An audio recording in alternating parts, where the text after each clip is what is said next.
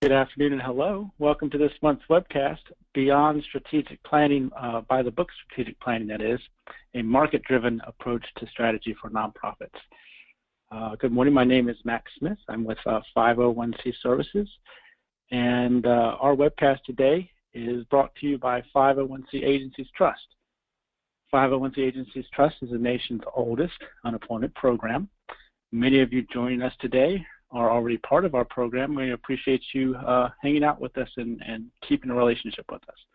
We offer several different services through our program: HR services, reemployment services. We also handle unemployment claims and end up saving a whole bunch of budget dollars for our members. I do have a little bit of housekeeping to go through before I hand it over to our speaker this morning, Irv Katz. If you have any questions, please put those in the questions module of the GoToWebinar platform. Irv's going to hold all the questions to the end. He's going to go through everything, and then he'll answer everybody's questions at the end. But please shoot those to us as you go, and that way we can iron out any duplicates and kind of get that ready for him at the end. Today's materials, there is a link in the chat window to a PDF of Irv's presentation this morning. If you don't download that now, our follow-up email will also include a recording of the webinar that you can share and also another copy of the slides. So you'll be getting everything. Don't worry about that. Today's session is also worth recertification credits with HRCI and SHRM. There is a post-webinar survey that you need to complete to let me know that you want those credits. And I will get everything to everybody by the end of the week. And also, as always, we do this for you guys once a month. If you have any ideas of something you would like us to cover, just let me know, and I'll do my best to get something organized for you. I also welcome the ideas. I come up with a lot of ideas, and as we all know, half of them don't come through fruition, so any assistance from you guys is greatly appreciated. So now I'm going to go ahead and get ready to turn it over to Irv. I think most everybody's familiar with Irv Katz. He's regularly appeared in the Nonprofit Times' top 50 power and influence persons in the nonprofit sector. Currently, he's running his own firm, Civic Sector Strategies, where he offers strategic planning and nonprofit management consulting. In the past, he's held positions at the United Way of America and the National Human Services Assembly, so we're all very familiar with Irv. Good morning, Irv. How are you doing today? Good morning, Mac, and good morning, everyone. Okay, I'm going to go ahead and see if I can hand this presentation off to you. Okay, we'll find out if that works. Go ahead and steer it yourself. Well, okay, give it a second. Okay. Well, good morning, everyone. It's really an honor to have this opportunity to talk with you about what I've learned about strategic planning over a 4-decade career in the nonprofit sector. And I qualify this by saying I'm humbled by the list of names of people and titles who are on this call. I know many of you have great expertise in various aspects and perhaps all aspects of what I'm going to talk about. But I have long wanted to share with people, and I do in my practice, sort of a different take, a different way of thinking of strategic planning. Often it is a ritual engaged in by a few with little meaning to anyone else, but great meaning and import to those who are engaged in the process. It's too important for that to be the case. Strategic planning really is a defining kind of effort for an organization, and the defining has sometimes been taken out of the equation. But before I go into this why question, let me step back and have you think about this question as you go about strategic planning. And that is there, or perhaps there is, an ideal pathway to achieving lasting success for your agency? We don't always go into strategic planning with that notion that there is an ideal pathway. We know intellectually, emotionally, and so forth that there are many options, many directions that an organization can take. But what if there is one that's just really seriously important, significant, and so forth? In this kind of strategic planning, we aim for that. It's like, what's the most critical and important path that we can take that can enhance the long-term value and viability of our organization? You all know about strategic planning, the why of it, and so forth. Sometimes the why is because the CEO and the board chair said we're going to do it, and we've got to do it every so many years and so forth. But there are really very logical reasons. It can provide the things that I've got noted here in bullets. It can provide definition to the organization. It can provide clarity. It can provide direction and focus. And importantly, I think these days, it can become a vehicle for integration. Most organizations have diverse functions and then operations and so forth. And a clear strategic plan, which gives clarity, which gives direction, which really defines the organization, can be used to integrate functions, not obliterate them, but to weave them together in a way that is more impactful, meaningful, and frankly fulfilling for the people who are in the trenches, who are doing the work of the organization.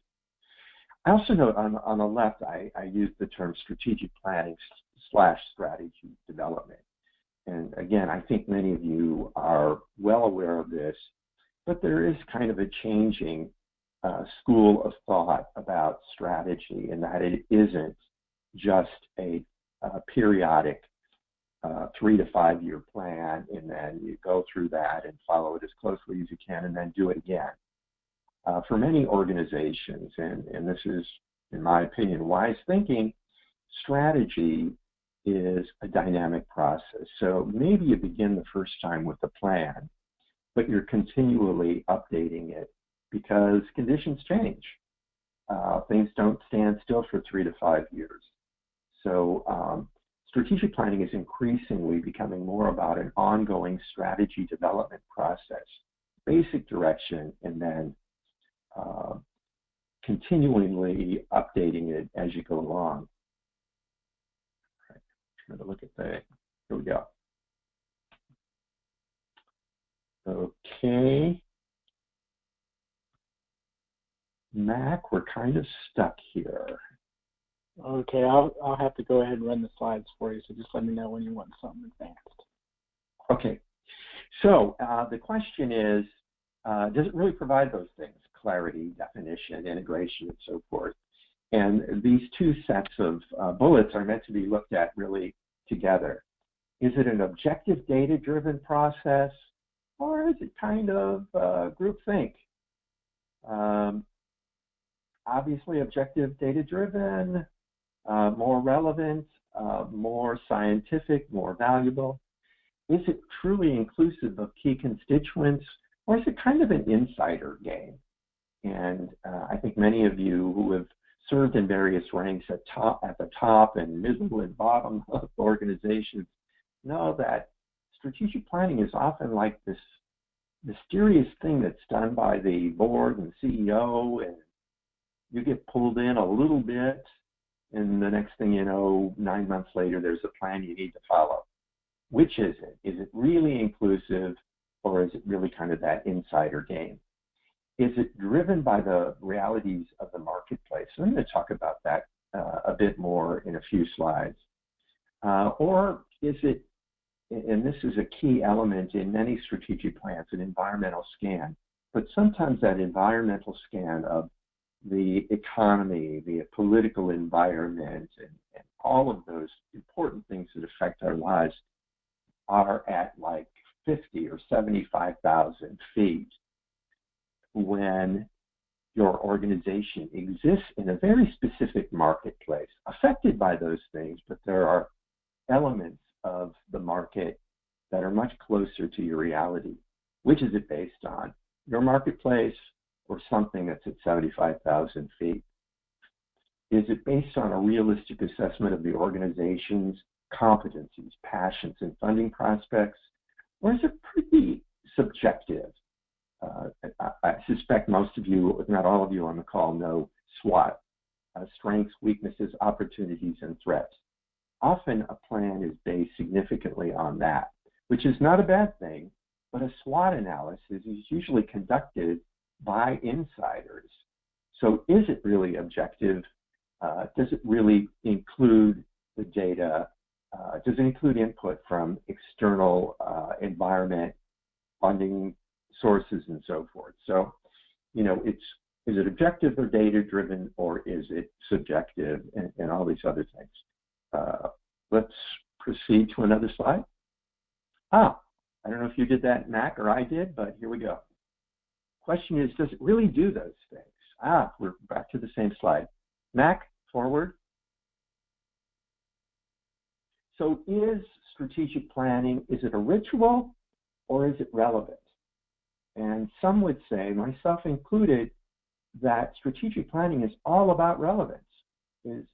It's all about determining if our organization is relevant to today, is really doing what it needs to do. Is it formulaic or is it formative? In the sense of, are we just following some set of steps and as though it's an A plus B equals C kind of formula, or have we dug deep and come up with something that's really going to shape the future of our organization in important ways? Is it codifying? And by that I mean, is it just taking the programs and the activities that we have and putting new goals to them, or even the same goals? Or is it defining? Is it stepping back and saying, whoa, this is the first time we've taken a fresh look at our organization. What are we really? And finding what that definition is. Is it predictable or is it hard-hitting? And by that, it's just like, if you read the plan, you kind of know what the organization was, has been, and will continue to be. Or is it hard-hitting and saying, whoa, the environment has changed in some phenomenal ways, and therefore we need to change. And being bold enough to identify those ways in which we need to change. Mac, let's proceed. So this is what by the book looks like. These are the common elements of a strategic plan. And if you study strategic planning, or you just Google it today, you'll find these same kinds of things. I've learned a lot, having used virtually every method of strategic planning over time. But these are common elements. The leadership and the involvement is primarily by the CEO and the board. They're classic strategic planning elements. I'll get into those in the next slide. Staff engagement often is once or twice in the process. Sometimes it's early on to bring people on board, to get their buy-in, so to speak, and then maybe at a final retreat. Often we're not included in the final retreat. That's still that executive level. Strategic planning, very often in larger organizations, even smaller organizations, is led by a hired gun, a consultant. Not always. It can be done internally. Certainly can be done internally, but often you've hired a consultant. Time frame can be really protracted. You'd think it would take 6 months. It's going to take 9 months, 12 months, or perhaps even longer, if you go through the whole ritual, that is. And I would highlight this one. The board retreat is often the culmination of the process. In my opinion, that's not necessarily the best thing. It's really the synthesis of knowledge along the way that should bring to the board and the staff what are our real options. The product, often elaborate. Lots of goals, lots of strategies, action steps, and so forth, and then you go to an implementation plan and so forth. Pretty elaborate. And responsibility for follow-through may be in a kind of formulaic way indicated that it's different departments and so forth, but it's really driven by the senior team and the board. Next slide.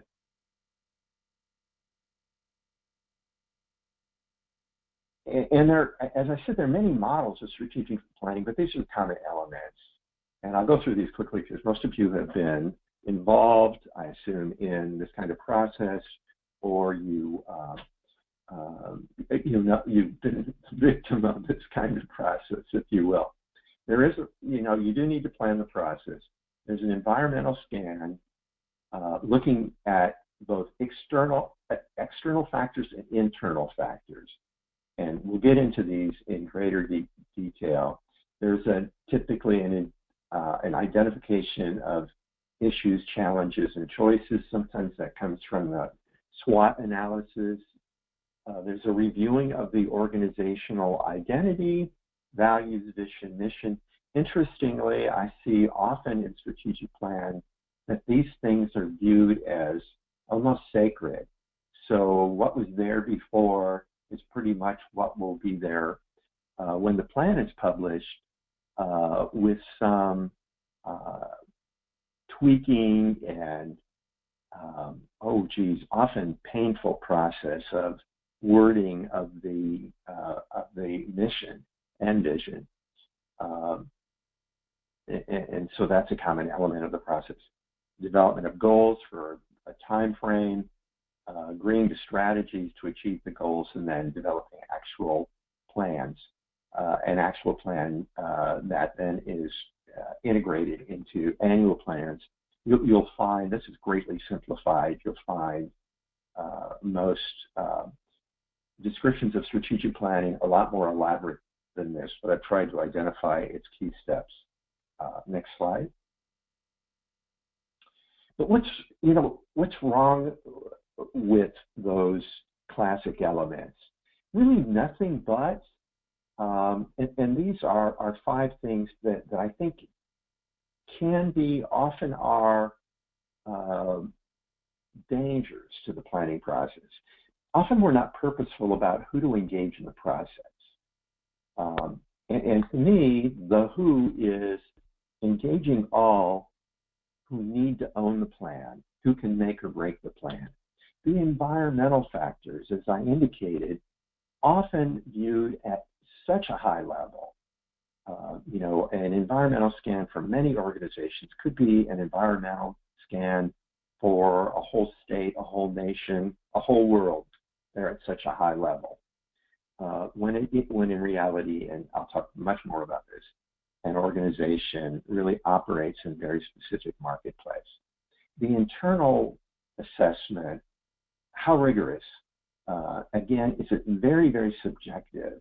Can we be in really the best position to know our strengths and weaknesses, or ought we to be asking some others in our space, what are we really good at? What are we known for? What do you think our challenges are? Good to ask those kinds of questions. As I indicated, the values, vision, mission are very often sacrosanct, and they really need not to be. You're not going to change the mission dramatically. You're not going to go from being an agency that serves homebound elderly to becoming a museum of science. But maybe the way you think about the mission and what the mission is today and should be tomorrow is different in some ways from that one that you inherited from 15, 30, or 150 years back. The goals and strategies, often very elaborate. Do we need an elaborate set of goals and strategies? Or are there maybe 3 or 6 or half a dozen things that would really set us on a course? This is not universal, but businesses often look at that small number of things that are business-wide and defining. We should be doing the same thing. That's what strategic connotes. It's really a small set of directions and movements that are about shaping an organization and overcoming its challenges and becoming what it can be. Not, again, codifying everything that we do, not feeling the compulsion that if we have 14 departments, we've got to have 14 set of goals. Maybe you only need 3. sets of goals or 3 goals. Next slide, please. So my recommendation, this kind of unorthodox advice that I'm giving you based on,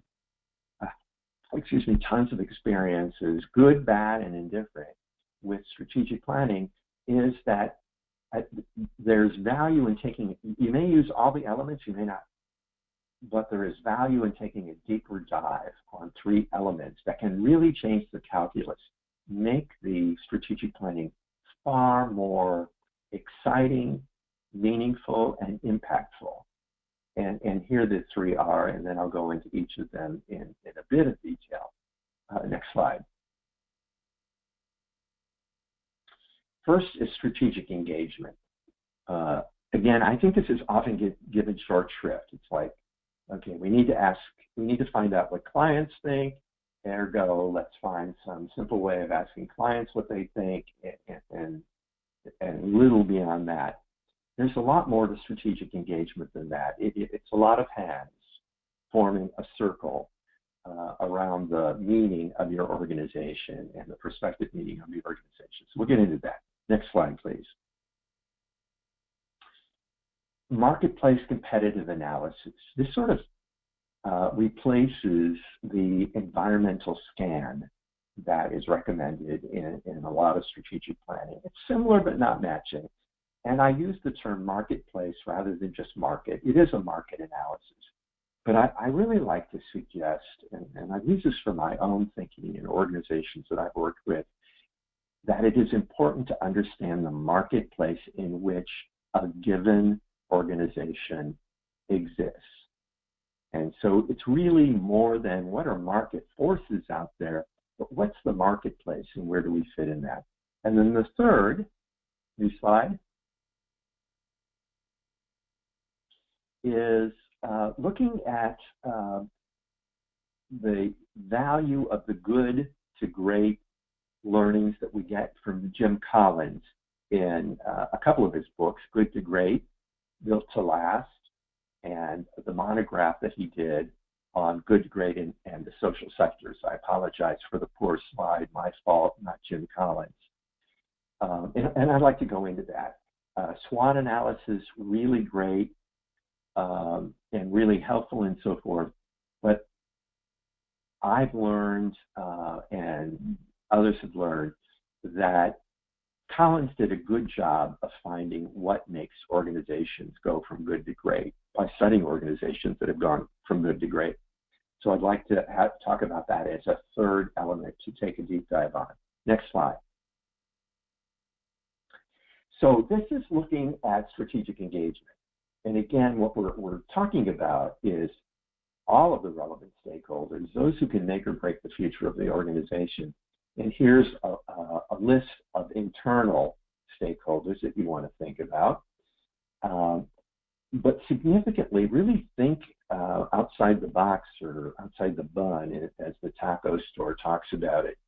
For example, I was working with an agency that delivers home services to older adults and other services to older adults that are impaired.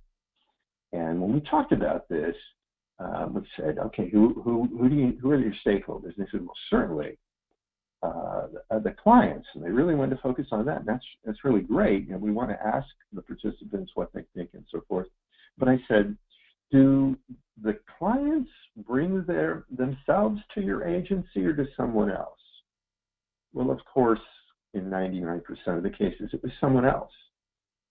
And that someone else was an adult child, and often a daughter or daughter-in-law, sometimes a son or son-in-law. But don't we then have a responsibility, if we really want to find out if we're meaningful and valuable, to ask the adult children of clients, in this case, what do you think of our organization? What do you need from an organization like ours? If you didn't come to us, who would you go to? So thinking about those kinds of things, I'll go further on that a little further on. Next slide, please.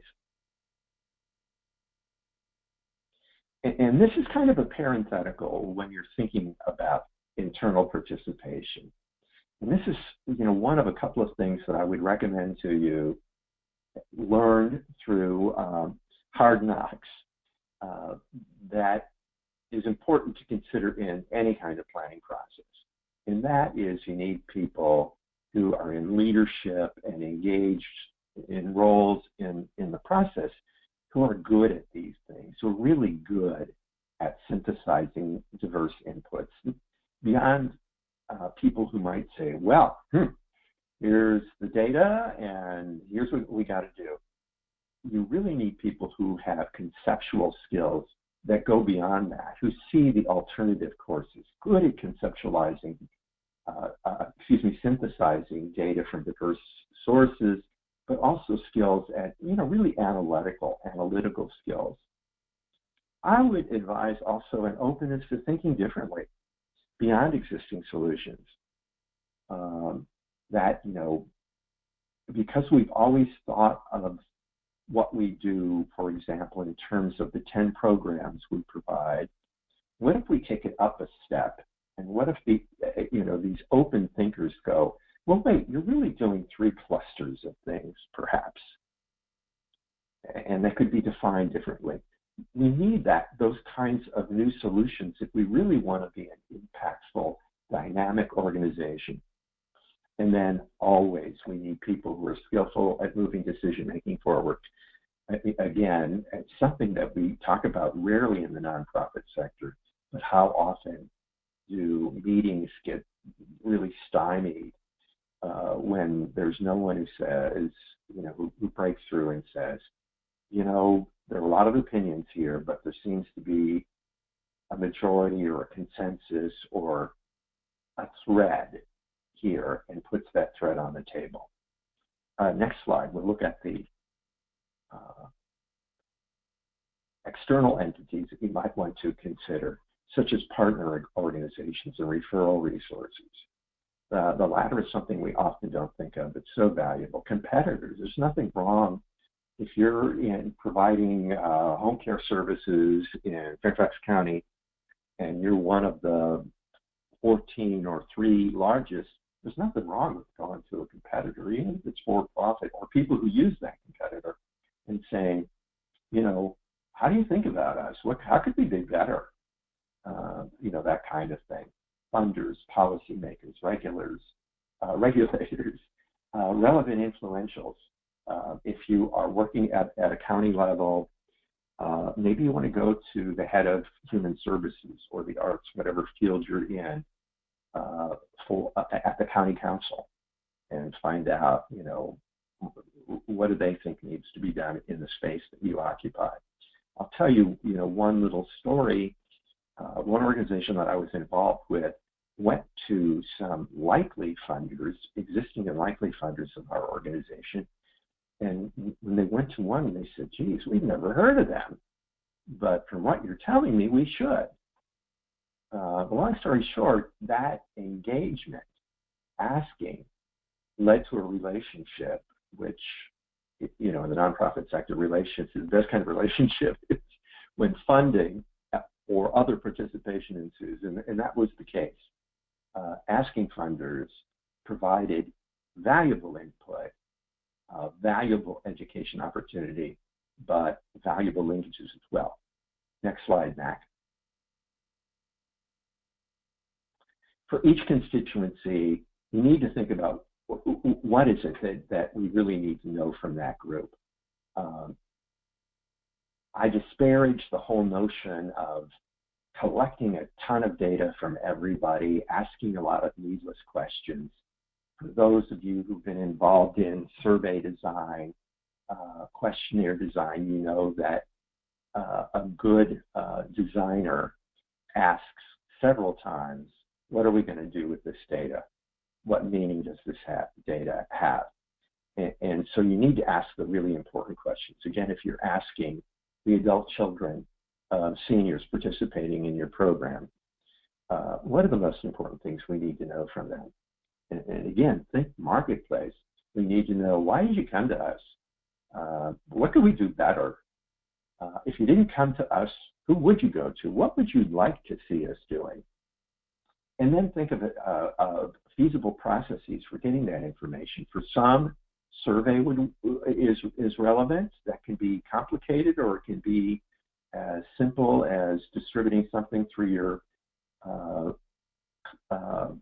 customer relationship software. Could be pulling together a few town halls or even focus groups. And importantly, and I learned this from a great boss many years ago, think about those constituencies and think about ways of keeping them informed along the way. Very important for internal constituencies, staff, board members, and so forth. There's nothing worse than having had input 9 months ago and 9 months later getting this plan and you're going, what did that have to do with the input that I provided if you even remember it after all that time? It's really useful to bring people along so not only were they involved and had that virtual or theoretical buy-in, but by keeping them apprised along the way. Hey, this is what we're learning. We've taken some changes in the process and so forth. You're saying you are a part of this, and we want you to know what's going on and what the options and choices that we're considering are along the way, not just at the end. After you've done this, next slide, you hit the pause button. I'm going to recommend this at all three of these important deep dives. Hit the pause button and say, okay, what did we learn from this? We sort of knew what we were to begin with, how we were perceived, and so forth. What have we learned? What are the lessons? More than lessons, what are the critical findings? Did we find, as I exemplified earlier, that a funder or some funders don't really understand is that our regulators think we're doing X when we're really doing Y, that our decision makers, people who decide on our services, really may have a different expectation, maybe a better expectation of what we are or should be. So we pause, and then we move into looking at the marketplace analysis. Next slide. And there are two aspects of this. Again, there's an internal and an external. Internally, you're really looking at kind of service delivery trends. You're looking at your demographics and so forth.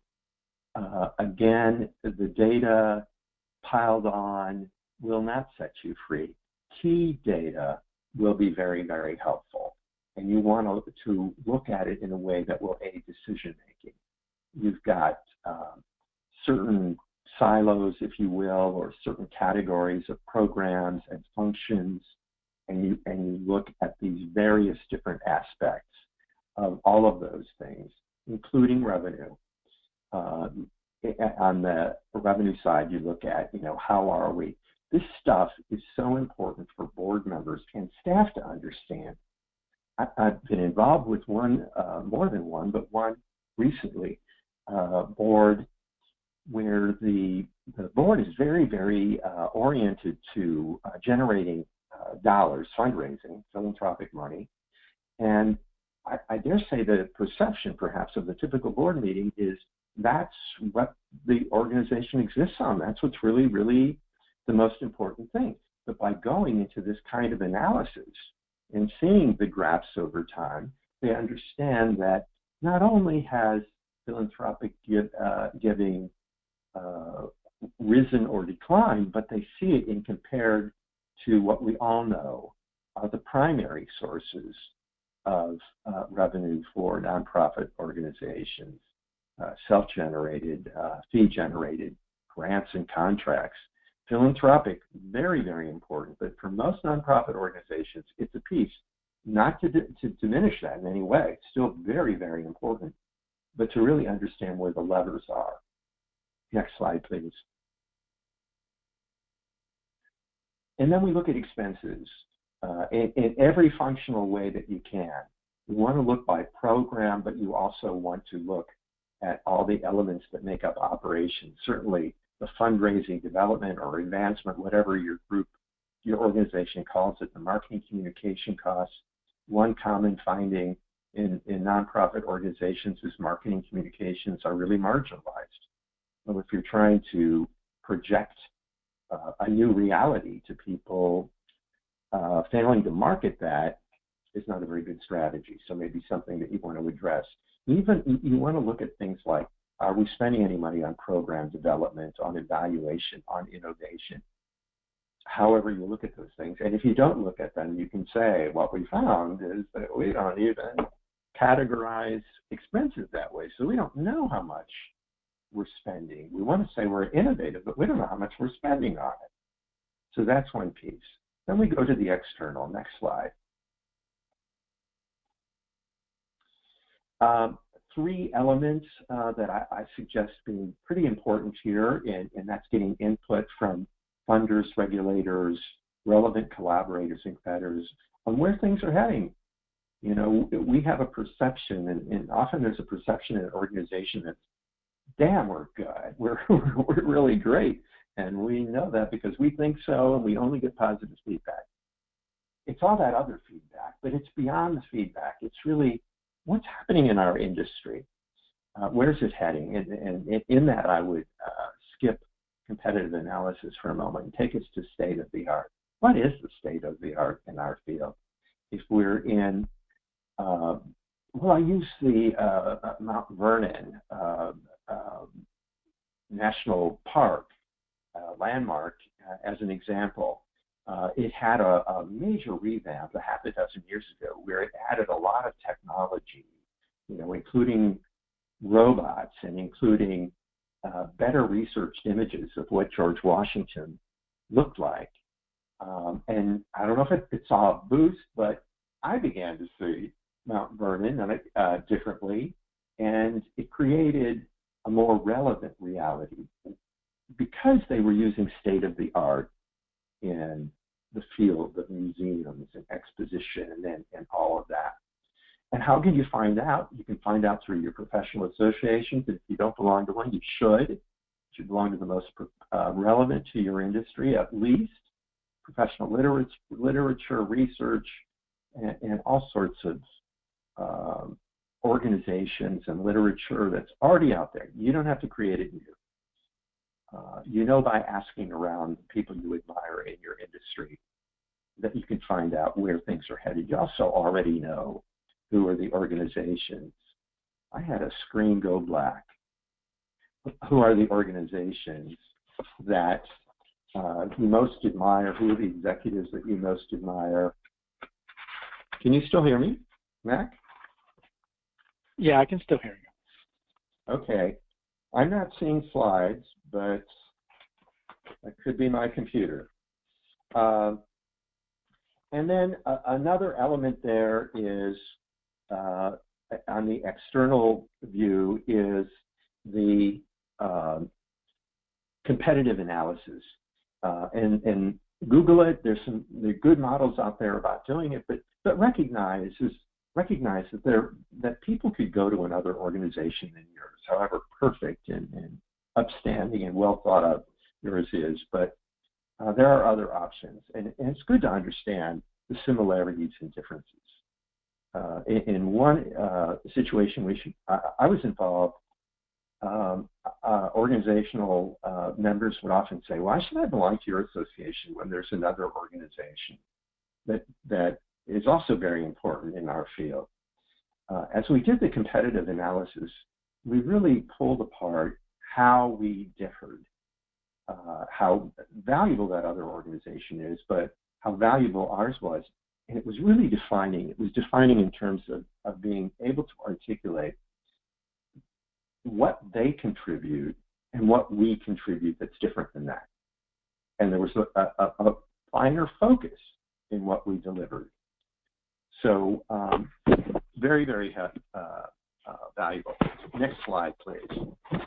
And again, we stop and pause and analyze and say, okay, what have we learned from this marketplace analysis? What have we learned about our organization? What are some conclusions that we can take away? and those become a part of how we develop our plans. Next slide, please.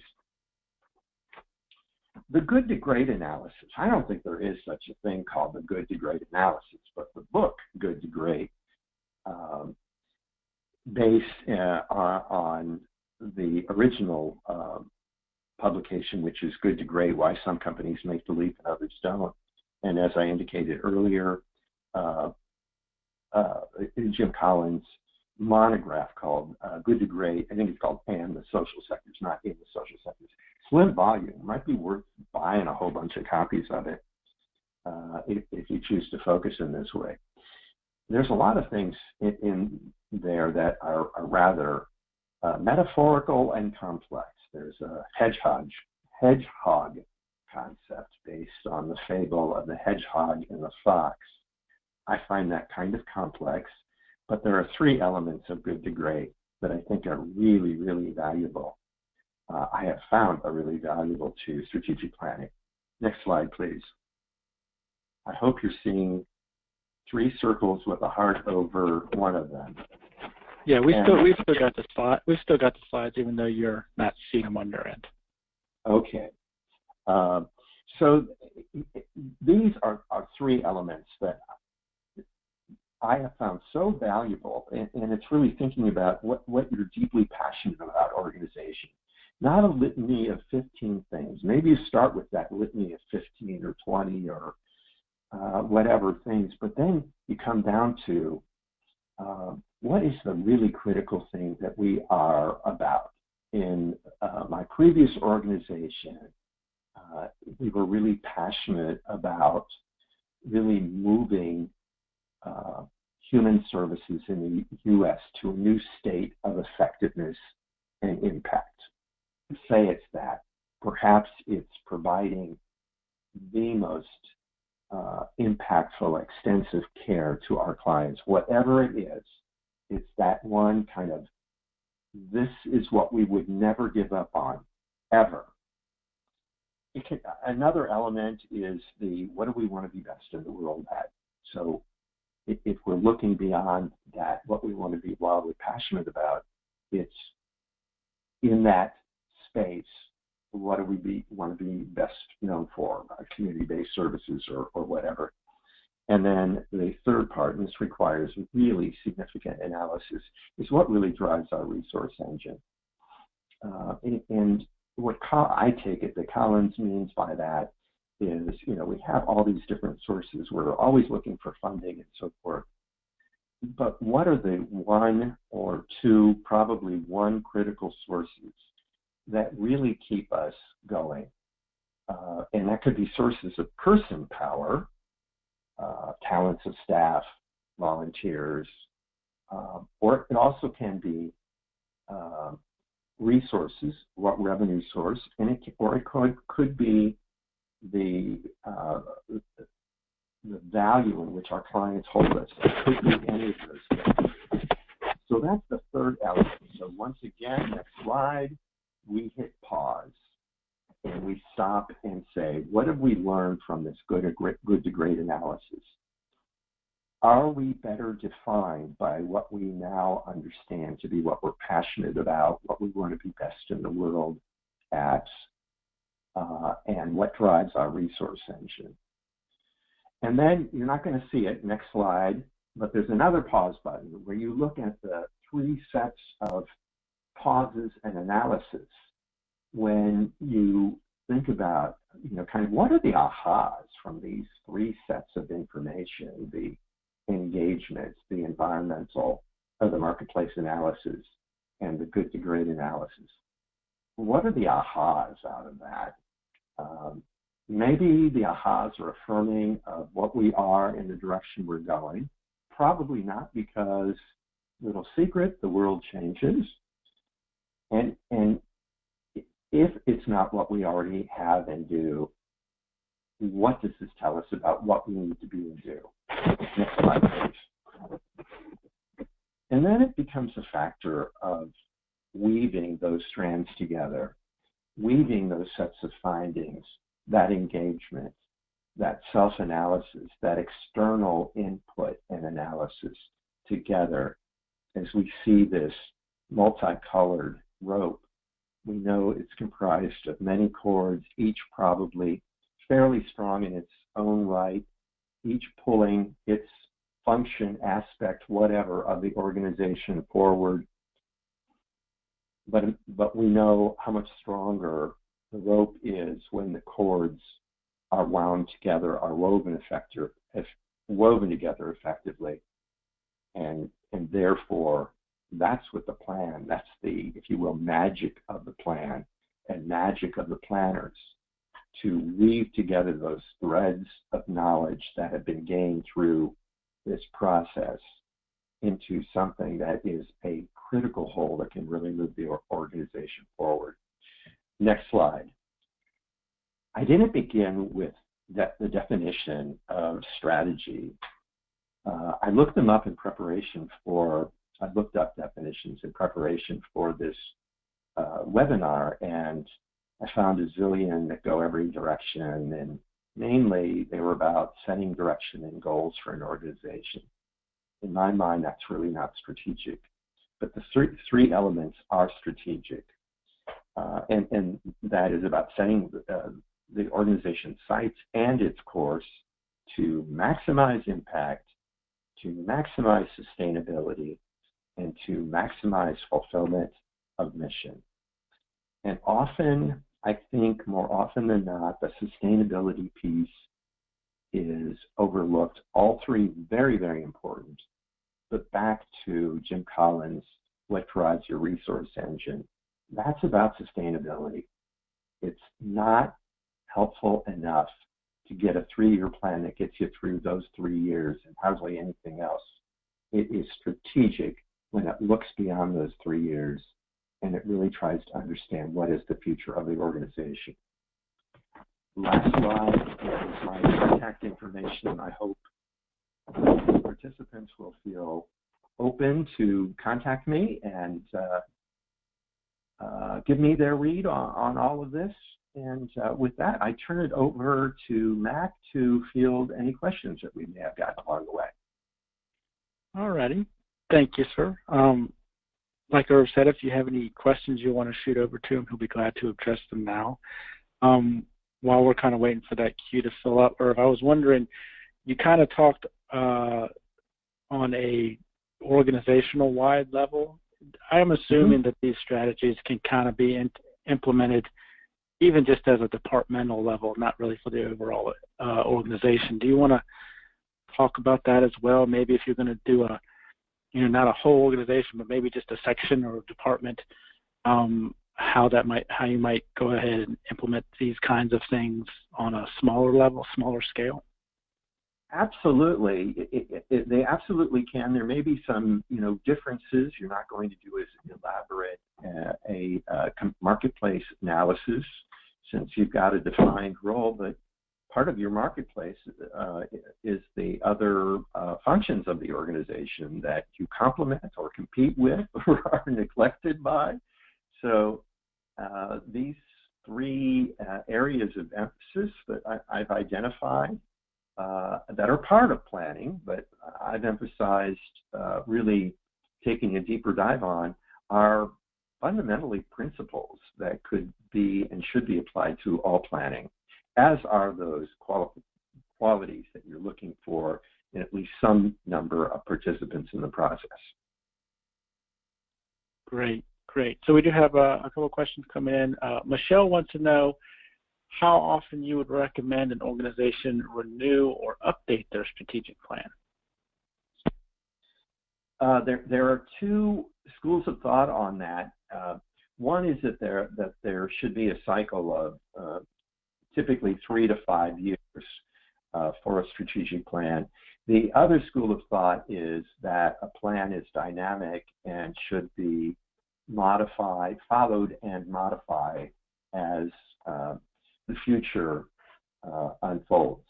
So you may have thought that some big new direction would emerge, policy changed at the national level, and it totally obliterated that opportunity. So you need to retool.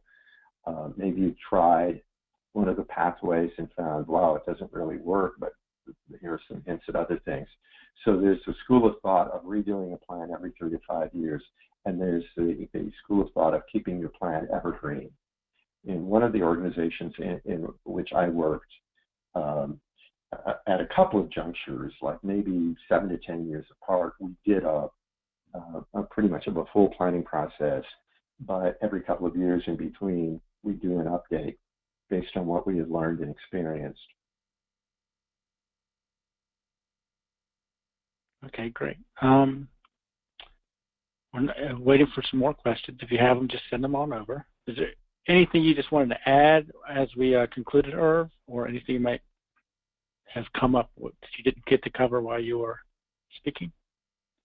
I don't know if thanks, Mac. I don't know if I really communicated the excitement that comes from getting a clearer definition based on real knowledge and real data of what the opportunities are for an organization. Not wild-eyed opportunities, but those that kind of linear thinking wouldn't have gotten us to. I was a reluctant participant in doing the good to great thing. We had completed a strategic plan at the National Assembly, actually, and had a new board chair come in, and a new board chair's got his or her pet, and this board chair's pet at the time was good to great. And so, he had his way, we got into it, and as we did, it was like so clarifying. It was so helpful to articulate what we were wildly passionate about, to take that list of values in 15 things and say, no, but this is the real thing. This is the nub of it. And also, in that same vein, to understand and articulate what drove our resource engine. And frankly, that led us to new funding strategies, which proved useful for many, many years. So I can't say enough about how revelatory strategic planning can be if it's done right, if it's hard-hitting, if it's done with openness. It's like, cool, we've got a new important direction, or a renewed important direction for our organization to go. And corollary to that is, if it's executed well, it will bring integration with intentionality to functions that before were the silos that we all know that we as human beings and specialists create. It'll move beyond those. Excellent. So Ed has indicated in his question that planning for him is getting from point A to point B, and point A being where we are presently, and point B where we want to be in the future. Do you have any recommendation to determine what point B should look like, or maybe what it shouldn't look like? Is there anything they need to avoid trying to get to in the future, or overstepping, or? Well, Ed, your point is right on. Planning is getting from point A to point B. Strategic planning is getting from point A to point B in a disciplined, knowledge-driven way, one that will lead your organization strategically, not just sort of haphazardly. And this is what our thinking is now. Let's go to point B. Let's go to point C. No, it's identifying those things. I think there are elements of the three things that I've outlined that really could help you understand what point B ought to be. It really is about asking your community what is it that they think we should be. It is about finding out from your field where is the industry heading, and comparing yourself, your organization, your function to those things. Obviously, if you're still doing mostly print when everybody else has gone social media and some print, that's something that is obvious. maybe there are things about what you're doing as a museum or an education institution, a social service agency, that are kind of a historic way or a way that isn't keeping up with the trends. So you've got to look outside yourself to friends in your milieu, like clients and staff and so forth, but you also need to look to the industry, to the field, to the nonprofit sector and say, where's everybody else heading? Are we headed that way? Excellent, excellent. So Angela has the end-all question. Irv, how do you get people to buy into strategic planning? How do you convince those who think it's not important that it is? That is the be-all and the end-all question. I can think of a couple of ways of thinking about it. One of them, it's virtually a necessity anymore. The watchdogs of nonprofit organizations expect you to do one now. You get kind of demerits if you don't do one. You're just really not thought of as a good organization. Those watchdogs tend not to care how good your plan is or how valuable it is, but they want to see that you've had one. Many donors want to know that you have direction and so forth.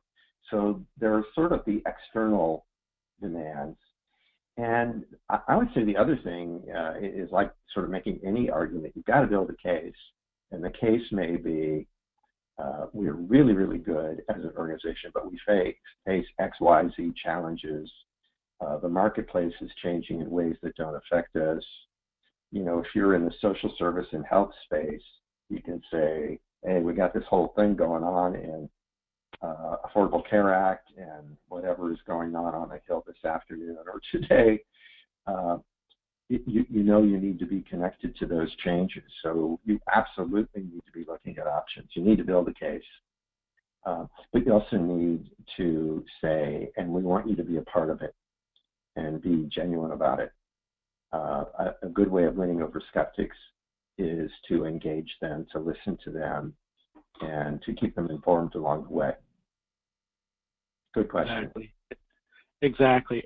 And we'll end with Jessica's question here. She wants to know, are there pros and cons to using an outside facilitator when doing a strategic plan, or pros and cons when you're not using one? It seems like her organization is going to consider doing their next process without an outside facilitator.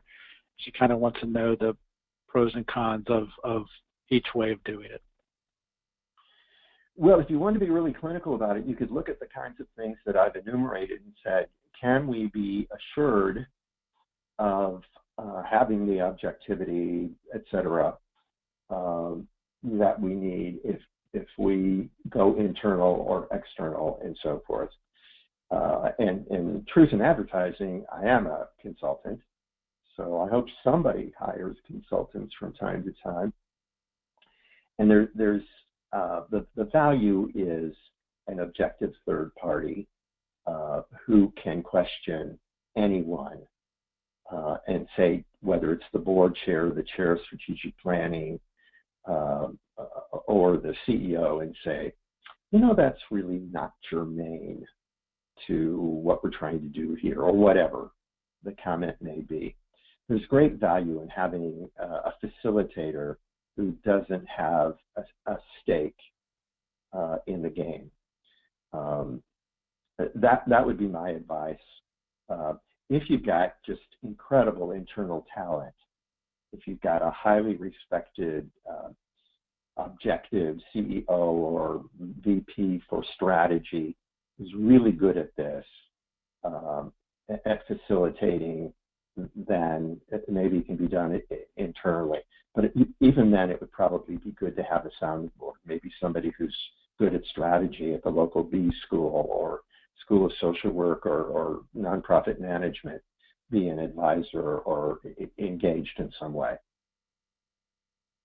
Perfect. All righty. Well, thank you for your time, Irv. I appreciate your joining us today. I appreciate our audience members being with us as well. Again, we will do this again next month.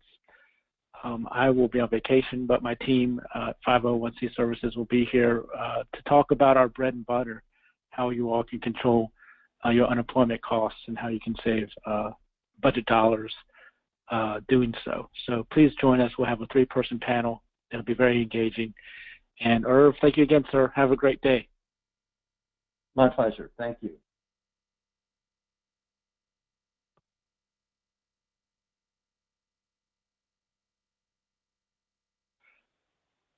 I appreciate your time, sir.